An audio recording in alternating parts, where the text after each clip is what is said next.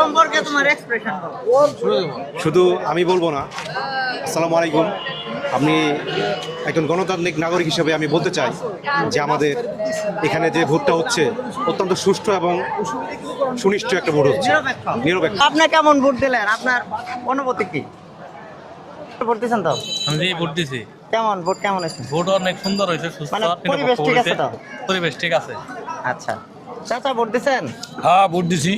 এবং আপনার অনুভূতি কি ভোটে?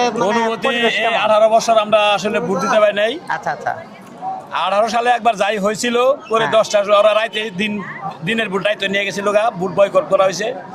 মানে 24 সালে আমরা 24 সালে ভোট দিতে পারি নাই। এইবার এই 2026 সালে একটা তত্ত্বাবধায়ক সরকারের অধীনে খুব সুন্দর সুষ্ঠু পরিবেশে ভোট গ্রহণ হয়েছে।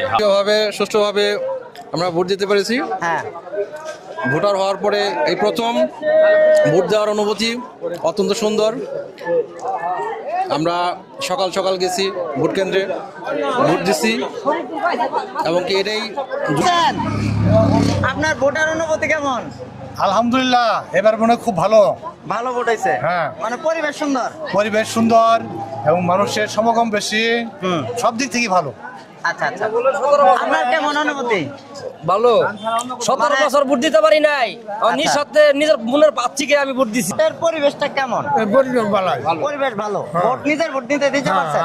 অত্যন্ত ভালো, খুব আনন্দমুখর ভোট দিলাম আমরা, খুব ভালো লাগতেছে, অনেকদিন পরে ভোট দিলাম, আমরা আনন্দিত।